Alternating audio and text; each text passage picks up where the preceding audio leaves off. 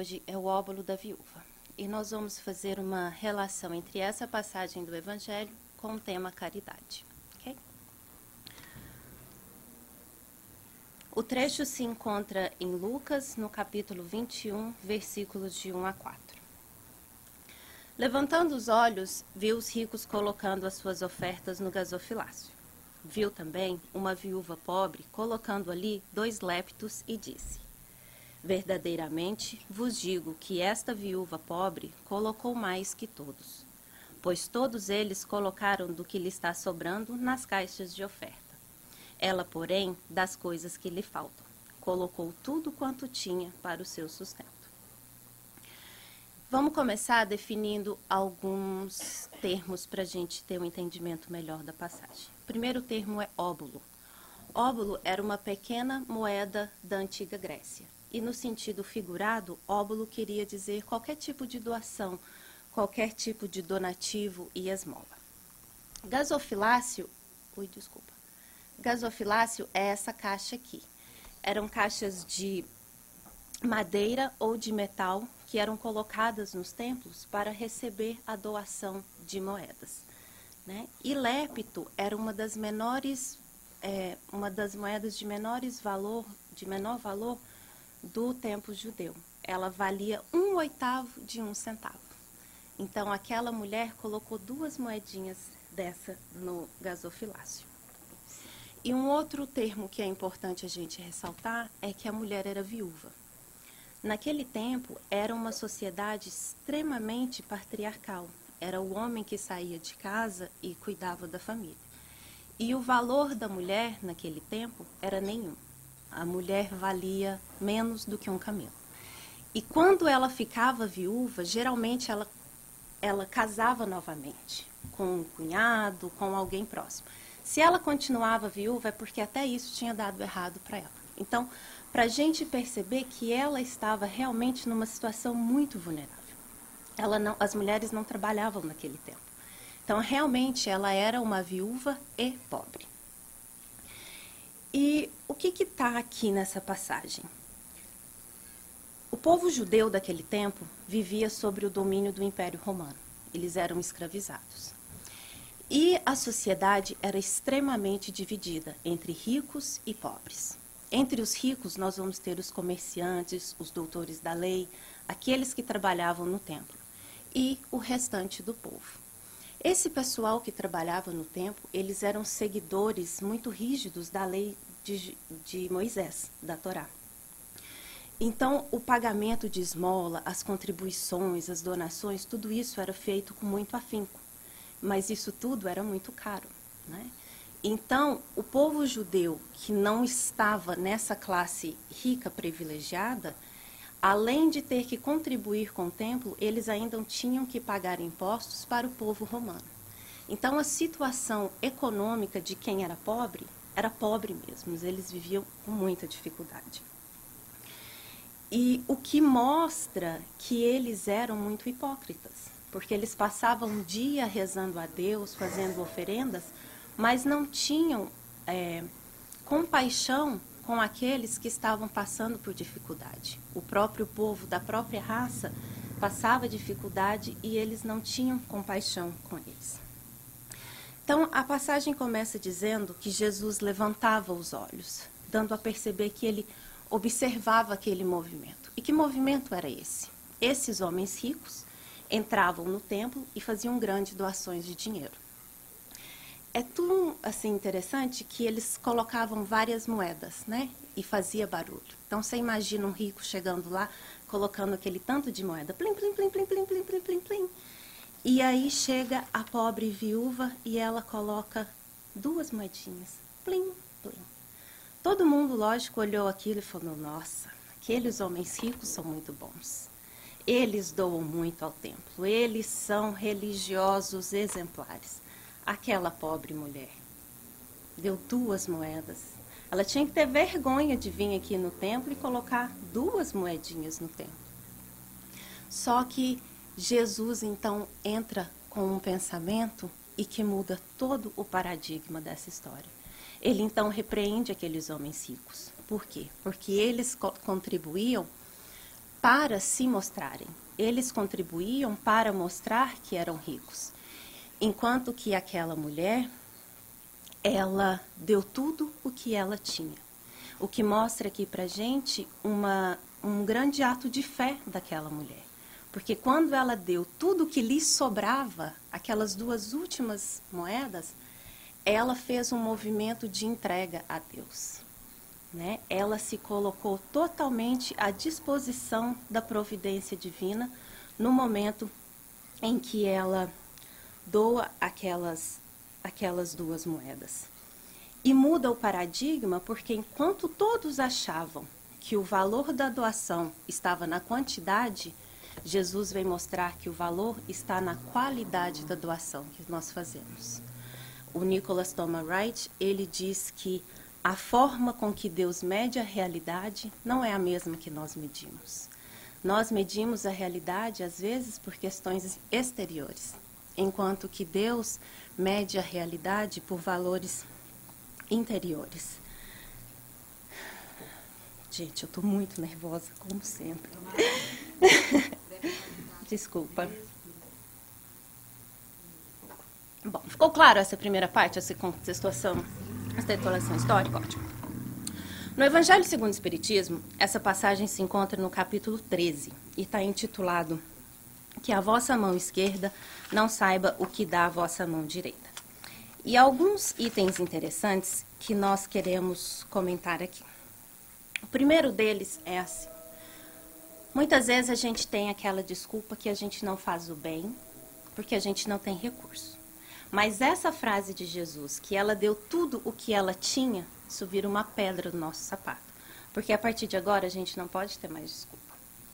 Eu acho bonito que às vezes a gente compra ali o salgado Canelcine e a gente deixa ali 50 centavos, $1 de troco. E ela diz assim, que a casa agradece. E a gente pensa, 50 centavos, $1, isso não é nada. Só que fazendo aqui uma pesquisa, nada muito profissional, 1 bilhão de pessoas hoje no mundo vive com menos de um dólar por dia. É muita gente. E às vezes a gente não dá o valor nesse $1, né? A gente fala, $1 não é nada, é tão pequeno, é tão pouco. Mas para alguém, é tudo que aquela pessoa tem para viver num dia. E fazendo uma ligação, às vezes seu telefone toca e é aquela pessoa que tem sempre um problema, sempre uma dificuldade, e a gente olha e fala, ai, não vou atender. Só que aquela pessoa, você para ela, pode ser a única pessoa que ela tem para escutar ela naquele momento. Às vezes, um agasalho que você doa é o único agasalho que aquela pessoa vai ter para doar, para usar durante o inverno. No Brasil tem muito aquela sopa que fazem, né? Aqui não tem tanto esse trabalho. Mas aquela refeição talvez seja a única refeição quente que a pessoa vai ter durante a semana. Então é preciso que a gente saia dessa posição de comodismo, de achar que não temos recursos. Nós todos temos sim pequenas coisas do dia a dia que podem ser feitas e que ajuda a minimizar a dor e o sofrimento dos outros, né? O segundo aspecto é como fazemos esse bem, né? A passagem do Evangelho segundo o Espiritismo diz que a vossa mão direita não veja o que faz, que dá a vossa mão direita. A gente vê logo que isso é uma forma de linguagem. Porque o que Jesus quer dizer isso? Não é que não é para você mostrar o bem que você faz, mas é no sentido de não humilhar a pessoa que recebe o bem que está sendo feito. Porque se você já está numa situação de necessidade, você precisa receber uma ajuda, naturalmente você já está numa situação de vulnerabilidade. Então é a forma como que nós vamos praticar esse bem, é a forma como que nós vamos entregar aquilo que a pessoa necessita. E fazer o bem sem ostentação tem um duplo mérito. Além da caridade material, é a caridade moral. Ela poupa a suscetibilidade do beneficiado e o faz aceitar o benefício sem que seu amor próprio sofra com isso, e salvaguardando a sua dignidade de homem. Numa palestra do Simão Pedro, lá de Minas, ele esteve aqui na nossa casa, né? Ele conta uma história linda, que eles estavam no centro espírita um dia e chega um senhor lá pedindo por uma cesta básica. E o senhor explica que a mulher estava doente, ele era pintor, mas ele tinha se machucado e ele não estava conseguindo trabalhar. E que a família estava passando por necessidades e eles já não tinham mais o que comer em casa. Então ele saiu de casa, disse para as crianças e para a mulher que estava indo ao mercado fazer compras. Só que ele não tinha dinheiro e ele já estava indo, já tinha, né, planejado de ir ao centro espírita pedir por uma cesta básica. E ele chega ao centro, explica a situação. O Simão Pedro diz para ele que as cestas básicas não ficavam no centro, era um outro departamento, mas queria ligar e ajeitar tudo para ele conseguir a sua cesta básica. O Simão então liga para a pessoa responsável e diz: olha, tem um senhor aqui precisando.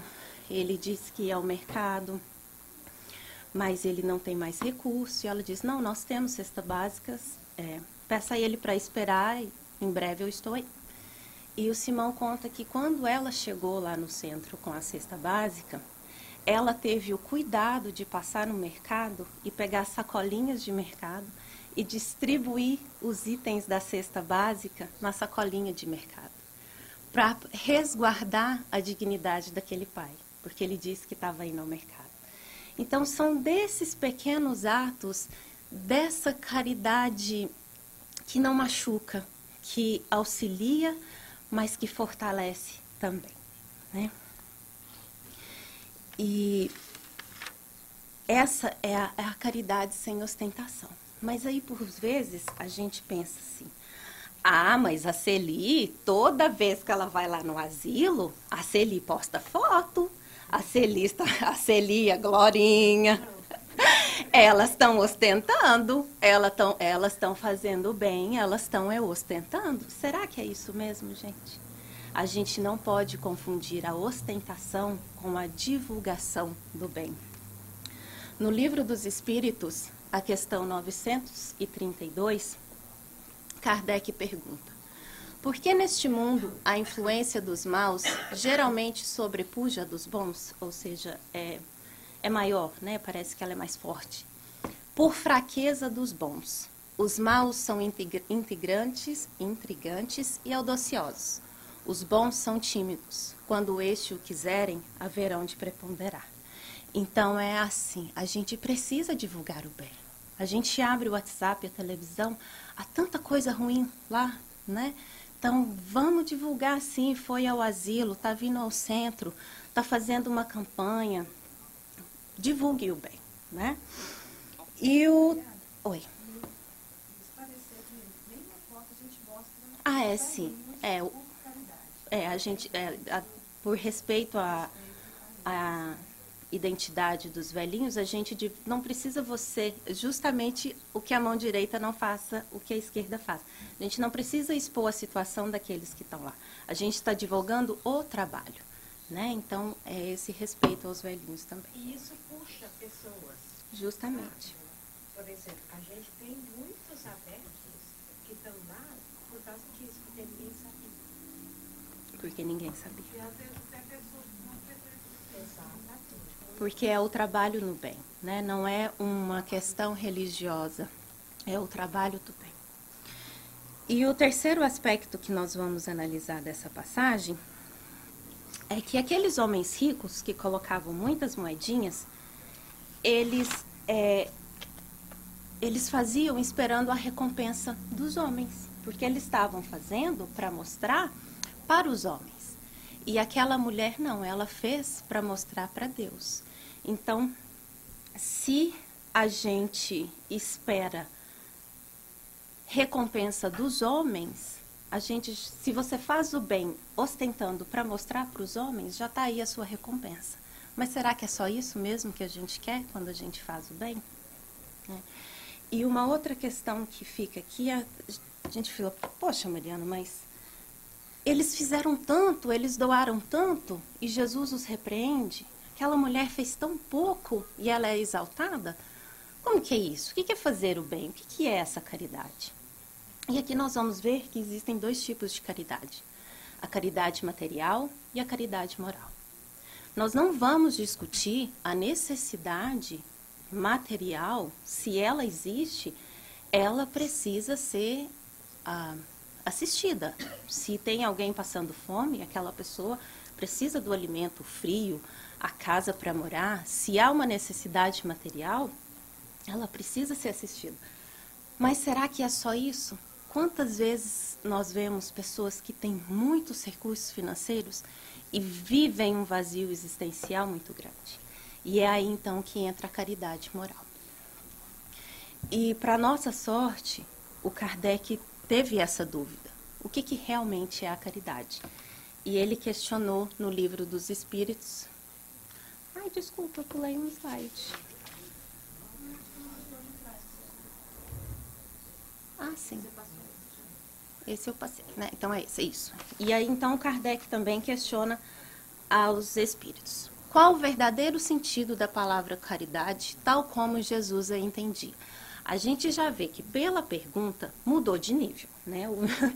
Ficou mais difícil, já não é do nosso patamar, enquanto é do nível do pensamento de Jesus. Benevolência para com todos, indulgência para as imperfeições dos outros, perdão das ofensas. A gente fica até zonzo na hora que lê isso aqui, né? Porque caridade, enquanto era só dar um dinheiro e dar um casaco, ficava bem mais fácil. Por que fica tão complexo? Jesus tira a caridade simplesmente do ponto material e traz ela para o nível dos relacionamentos. Porque tudo isso aqui está diretamente relacionado a relacionamentos, né? É no contato com o outro, na convivência com o outro, que nós vamos fazer o uso disso aqui. Mas o convite é nós que estamos aqui na doutrina espírita, nós precisamos dar um passo a mais, subir um degrau acima, porque Jesus nos convida a ampliar a nossa visão, para que assim a gente possa expandir o nosso conhecimento e, consequentemente, o nosso campo de ação, porque a gente precisa aprender, conhecer e trabalhar também melhor. A moral do Cristo é renovadora, pois torna-nos a todos irmãos e faz com que jorre de nossos corações a caridade e o amor ao próximo, criando entre todos os homens uma solidariedade comum. Não poderia ser diferente. Se a receita de caridade vem de Jesus, tudo isso tem que estar pautado no amor, né? Amar ao próximo como a si mesmo, fazer para os outros o que queríamos que os outros nos... Gente, desculpa, eu acho que eu escrevi errado. Fazer para os outros o que queríamos que os outros nos fizessem. É a mais completa expressão da caridade, porque resume todos os deveres com o próximo. Assim, à medida que nós somos falando de cada um desses termos, a benevolência, a indulgência e o perdão, é importante a gente ter muito amor no coração, né? Porque, como eu disse antes, não é só fazer o bem, é a forma como que se faz o bem, a forma como que nós estamos no sentido. O primeiro item é a benevolência para com todos. Benevolência designa a qualidade do que é benevolente, daquilo que é feito com bondade, de quem se preocupa em fazer o bem. É a característica de quem age e pensa com bondade. Então, a benevolência vai além da forma que nós agimos, mas também a forma que nós sentimos. Muitas vezes você está com tanta raiva, mas aí seu namorado, seu amigo está com uma dor de cabeça, você por fora está com raiva, mas por dentro você vai lá e leva aquele remédio, vai, toma aqui de novo.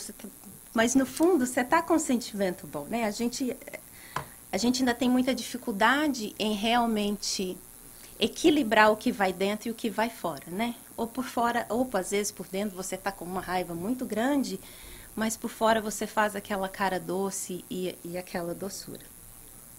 E a primeira coisa a salientar quando a gente fala de fazer o bem é que o André Luiz nos fala, o bem é seu advogado em toda parte que você for. Há mérito em qualquer ato de bondade que você faz, independente do que seja. Só que nós não evoluímos só com mérito. Nós evoluímos à medida que nós aprimoramos o nosso espírito. E é aí que é extremamente importante a gente estar ciente das nossas verdadeiras intenções, daquilo que realmente nos motiva. Porque não dá para mentir no plano espiritual, né? A gente pode usar uma máscara aqui, mas do lado de lá, por assim dizer, não dá para mentir. São os nossos sentimentos que falam por nós. E por isso a importância de se conhecer as leis de Deus. Porque muitas vezes você está bem intencionado, mas você não conhece, você não sabe como agir. E a gente acaba criando grandes confusões. No Livro dos Espíritos nos diz que o bem é tudo aquilo que está de acordo com as leis de Deus.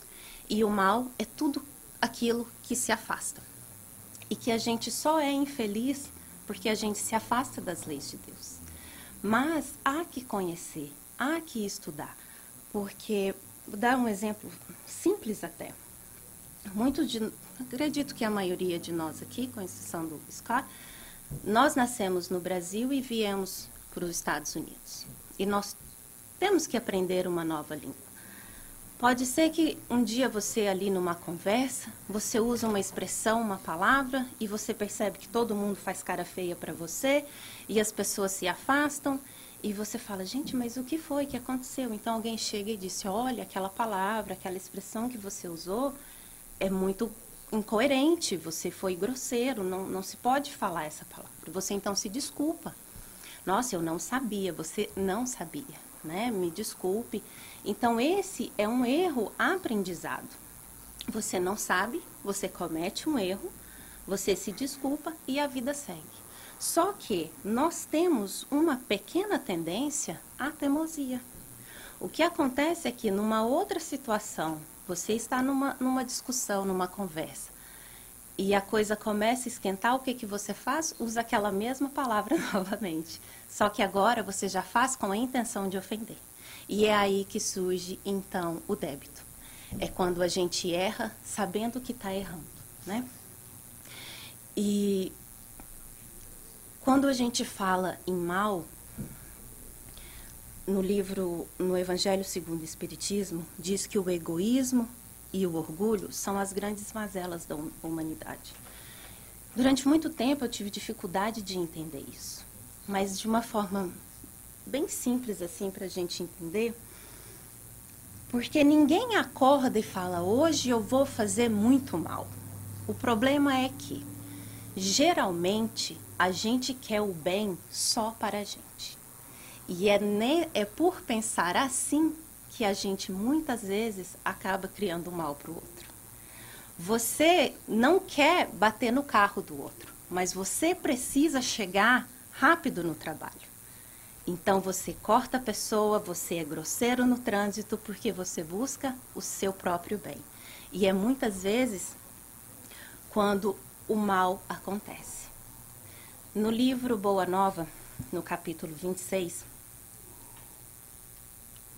Jesus estava ali se despedindo já dos seus discípulos, né, alertando do que ia acontecer com ele.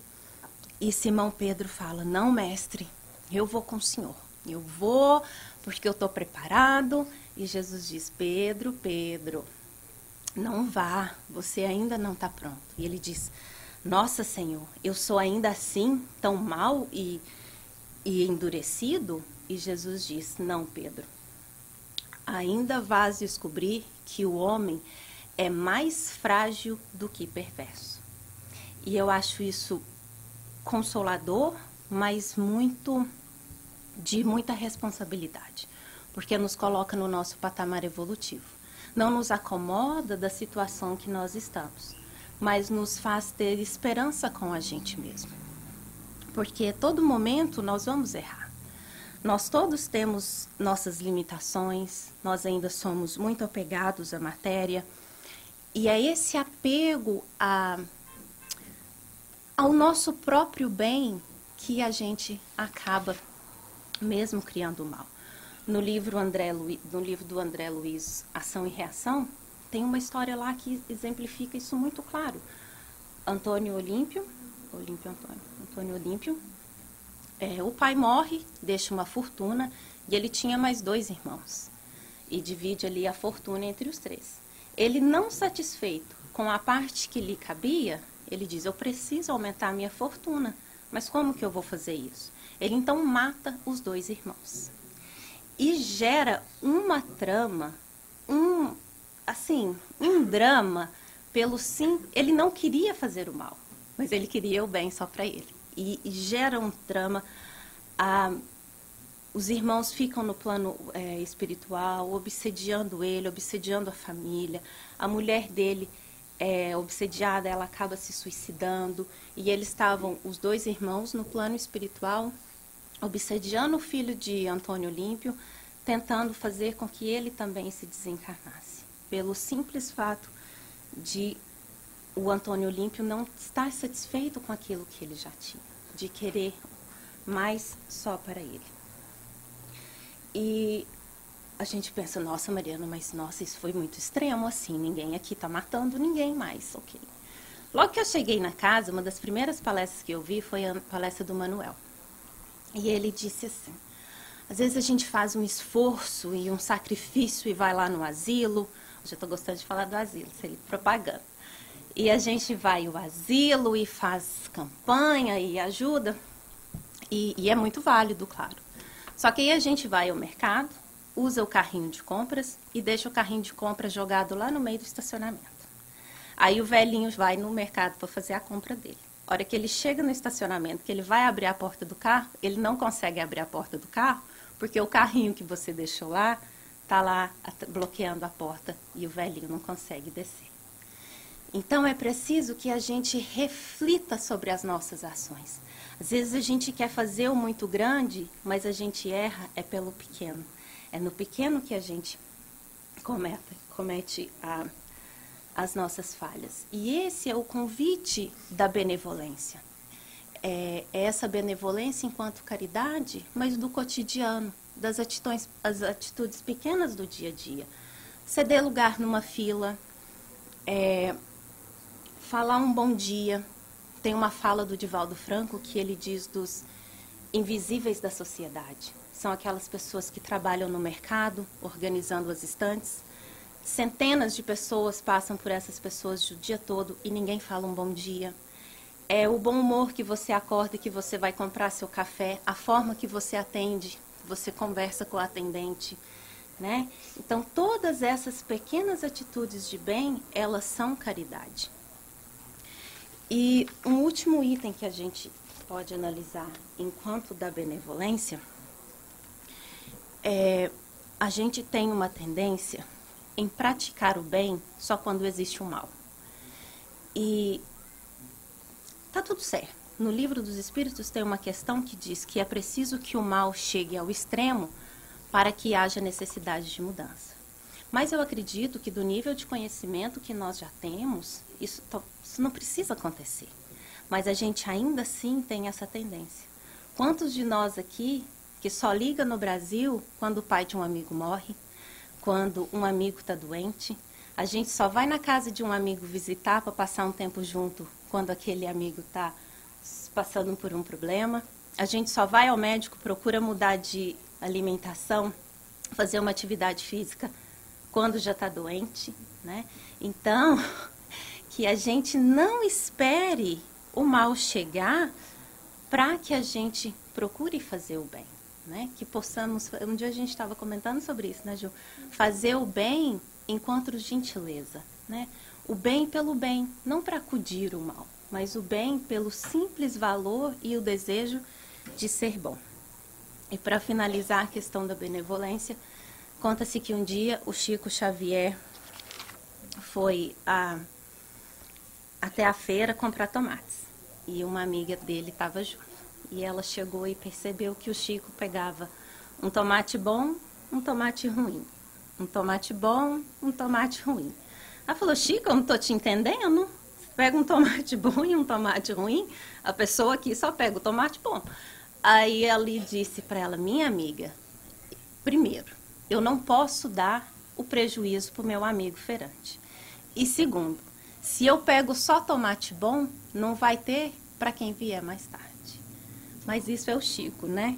Depois disso, não mais compro tomate, porque não consigo pegar um bom e um ruim ainda. Mas essas pequenas atitudes que transformam o dia da gente, né? E eu trouxe aqui um poeminha, uma música, é uma música, na verdade, eu não vou cantar, não se apavorem, mas que fala justamente disso, da gente aprender a ser feliz vendo a felicidade do outro. A música é da Cacau, diz assim: pra gente ser feliz é necessário plantar o amor. Pensar na semente, cuida da flor. Pra gente ser feliz é necessário entender que felicidade buscamos. E se ela faz feliz a alguém. Buscando você, encontrei o caminho. Durante o caminho, busquei tua voz. Em tua voz, a verdade e a vida. Buscando teus olhos, descobri minha felicidade no teu desejo de ser feliz. É o bem que te faz bem, mas que também deixa o outro alegre e feliz. Bom, o segundo tema, o segundo item é a indulgência para as imperfeições dos outros. Ser indulgente é saber relevar, perdoar e esquecer, dissimular diante de tudo que possa ser reprovável no comportamento dos semelhantes. Nós vivemos num mundo de provas e expiações. Então, o nível dos espíritos que estão aqui não é lá essas coisas, né? Não precisa a gente falar muito disso.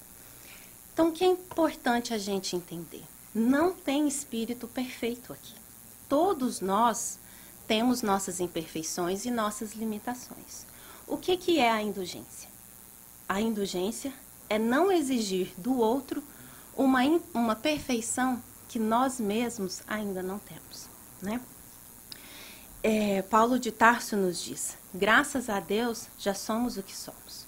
E hoje nós somos a melhor versão de nós mesmos, né? Nossas escolhas, nossas atitudes nos trouxeram até aqui. Mas nós temos a eternidade pela frente. A evolução, ela é infinita. Mas hoje nós estamos aqui nesse patamar evolutivo. E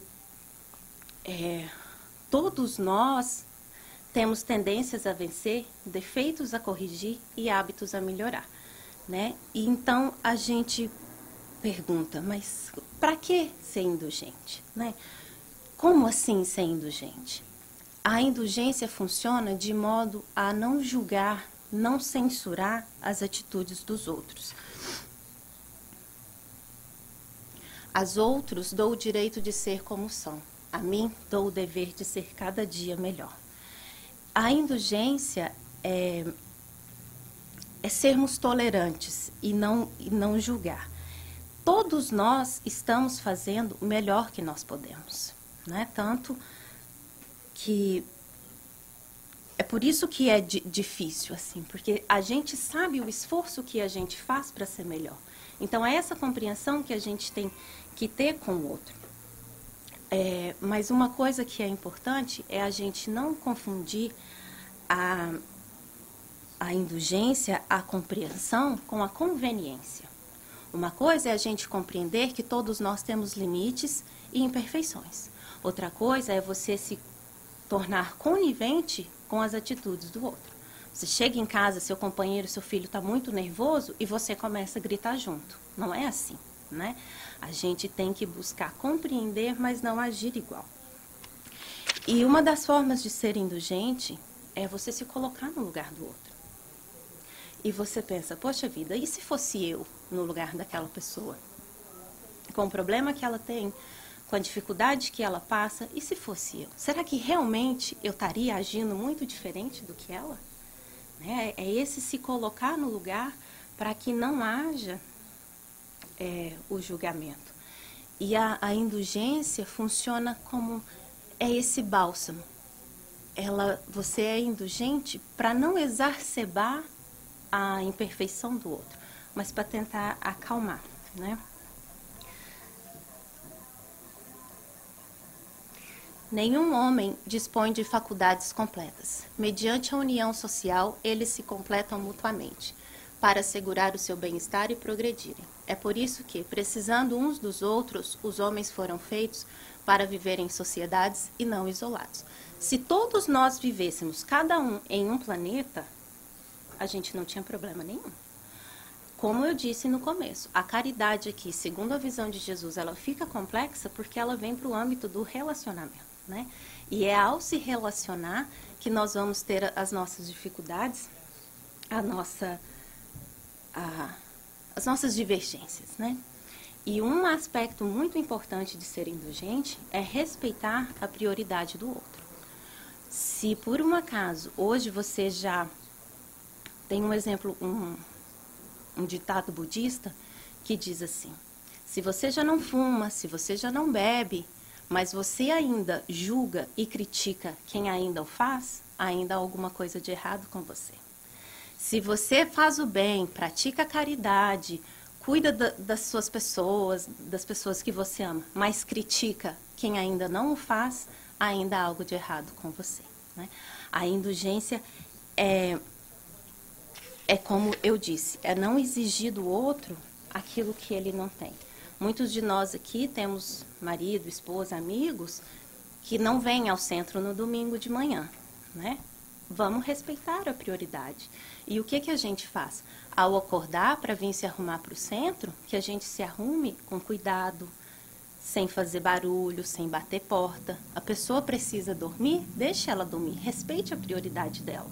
Mas levante, tome seu banho e venha você ao centro espírita. Todos nós estamos numa jornada evolutiva e os patamares são diferentes. E é aí que entra a indulgência, essa tolerância, essa compreensão com o nível evolutivo de cada um. E por fim, o nosso último item, que é o perdão das ofensas, que é o mais fácil de todos eles, né? Perdoar, tá todo mundo aqui assim, ó, PhD do perdão, né? Perdoar os inimigos é pedir perdão para si mesmo. Perdoar aos amigos é dar-lhes uma prova de amizade. Perdoar as ofensas é mostrar que se tornou melhor. Acaba a palestra porque eu não dou conta nem de falar de perdão, né? Mas não é segredo para ninguém. A gente se machuca e machuca o tempo todo, né?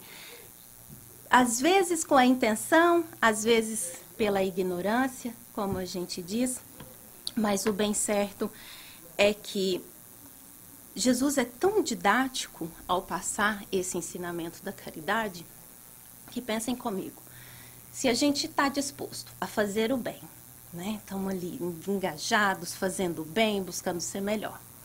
A gente então compreende da indulgência, e a gente compreende que o outro está fazendo o melhor que ele pode, que o outro ainda é imperfeito, e o perdão então vai ficar mais fácil, né? Porque se você já está numa elevação, uma sintonia com o bem, está já fazendo uso da indulgência, o perdão ele vem com mais naturalidade.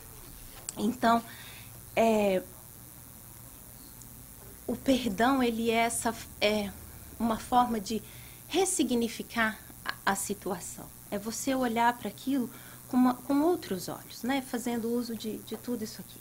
E no Evangelho segundo o Espiritismo, eles nos falam do perdão do coração e o perdão da boca para fora. Às vezes a gente até perdoa, a gente fala, perdoo, mas não quero ver aquela pessoa nunca mais na minha vida. Então esse perdão é o perdão da boca para fora. E a gente tem que buscar perdoar o coração, compreender e entender, porque acima de tudo o perdão é libertação, né? Não só para nós, como para os outros. Mas como é tão difícil falar de perdão, eu quero aqui mudar um pouco a perspectiva do perdão. Porque toda vez que a gente fala de perdoar, a gente sempre pensa, nós perdoando alguém. E raras vezes a gente nos coloca na posição daqueles que devem ser perdoados. Porque nós pisamos na bola o tempo todo, né? Nós, às vezes, falamos coisas, fazemos e magoamos as outras pessoas. Então, é importante a gente tenha essa noção da humildade e trabalhar em nós e reconhecer em nós mesmos as nossas próprias limitações, as nossas próprias dificuldades. Eu trouxe aqui um texto do livro Paulo Estevam, que fala bem sobre essa questão de ser perdoado. Quem aqui já leu Paulo Estevam? Ótimo. Eu vou dar um resumão assim, só para a gente fazer um contexto. Quando Jesus veio, Jesus foi considerado Messias. A mensagem que Jesus trouxe foi uma mensagem renovadora, mas ela ia contra, segundo a visão do povo judeu, tudo aquilo que eles vinham aprendido até então. Então surgem aqueles que perseguiam os cristãos, e Saulo de Tarso foi um desses. Saulo de Tarso, ele era jovem, bonito, rico, inteligente, uma das mentes mais sagazes daquele tempo. E ele se torna um dos maiores responsáveis pelas perseguições do cristianismo dos primeiros tempos. Ele é responsável pela morte de Estevão. Estevão era irmão de sua noiva, Abigail, que também morre de desgosto por causa de Saulo até então. E Abigail havia se convertido também ao cristianismo. E Saulo estava indo para Damasco em busca de Ananias para ter uma conversa com ele, não muito fraterna, porque Ananias tinha sido aquele que apresentou o cristianismo à sua noiva Abigail. Quando Saulo está à portas de Damasco, uma cidade daquele tempo, Jesus vem ao seu encontro. Saulo cai de joelhos, fica cego por 3 dias e depois é acolhido por Ananias, aquele que ele estava indo perseguir. E dado esse conflito que existia dentro dele, que num primeiro momento ele era um perseguidor e detestava Jesus, quando ele vem de encontro com o Mestre, ele reconhece a grandeza de Jesus, entende que Jesus era o Messias e percebe o tamanho da confusão que ele tinha criado em Jerusalém e com o povo judeu daquele tempo, né? Aquele que ele perseguia era o Messias que ele tanto estudava nas leis da Torá e tudo aquilo. Então, Paulo vai em busca de um do seu mestre, Gamaliel, e Gamaliel o aconselha a ir para o deserto, para que ele tenha esse tempo de refletir, colocar as emoções em dias, aquele conflito que existia dele, a culpa, o remorso, e ele vai para o deserto. Quando ele chega no deserto, ele era tecelão, Saulo ainda, desculpa, e lá ele encontra um casal, Áquila e Prisca. E Áquila e Prisca estavam ali no deserto porque eles fugiam de Paulo de Tarso. Eles eram fugitivos também das perseguições que Paulo havia autorizado e iniciado. E na convivência ali com aquele casal, um casal de uma doçura, de uma harmonia, e ao final de toda a tarde, eles tiravam os seus escritos do Evangelho e eles liam. E Paulo foi percebendo, vendo aquela bondade, e cada vez mais crescia dentro dele o remorso e a noção das crueldades que ele havia feito. Então, certo dia, eles conversando, Paulo pergunta para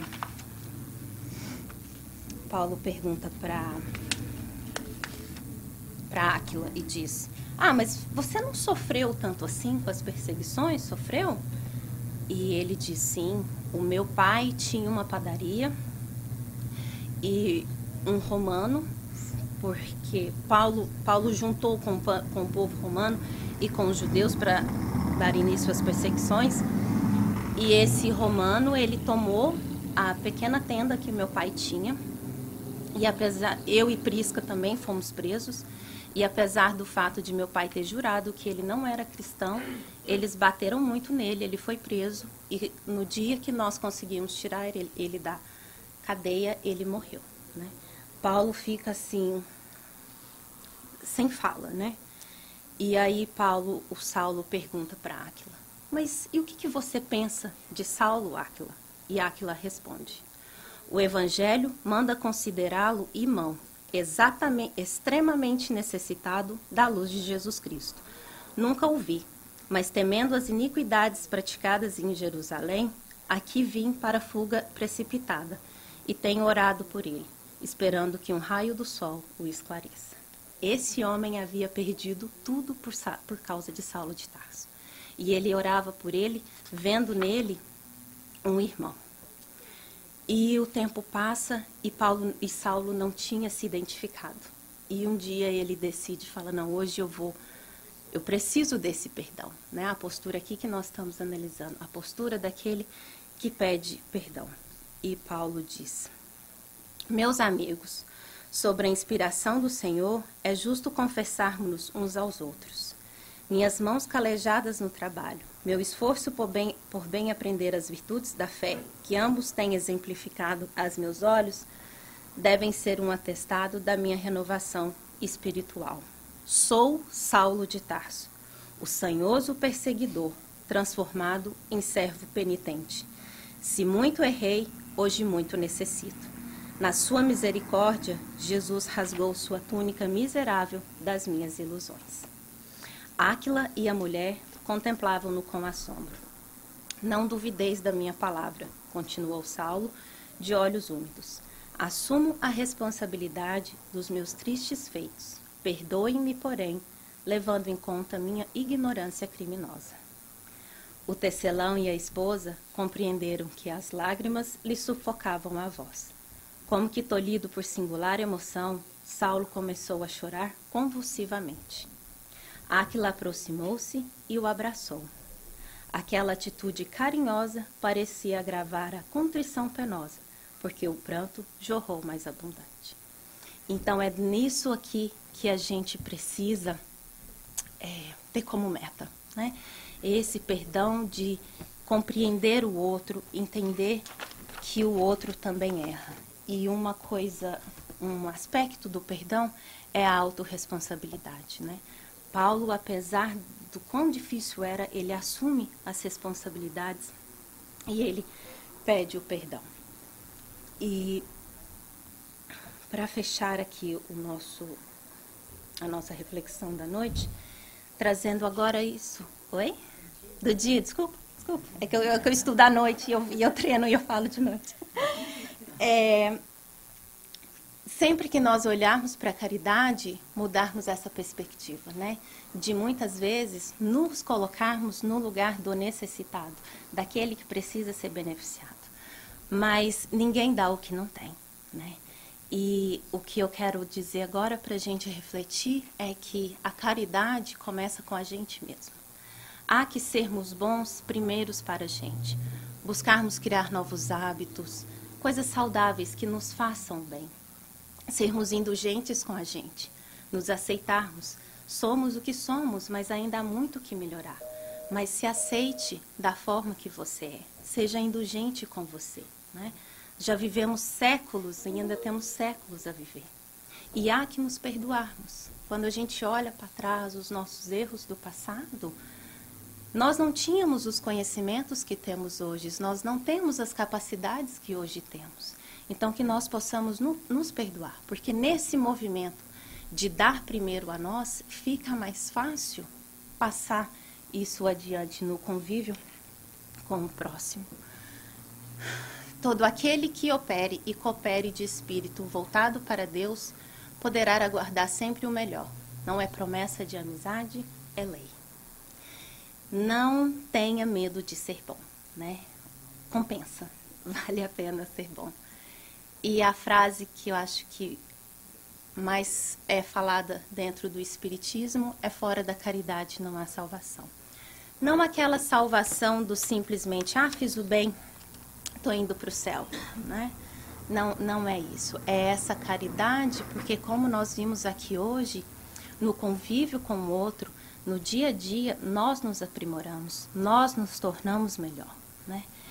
E que, assim como aquela viúva que deu tudo o que ela tinha, né, e se entregou a Deus, que nós também possamos fazer esse movimento diariamente, de nos entregarmos a Deus, de nos tornarmos instrumentos de benevolência, indulgência e perdão. Que Jesus nos ampare e nos guie sempre. Obrigada, bom dia.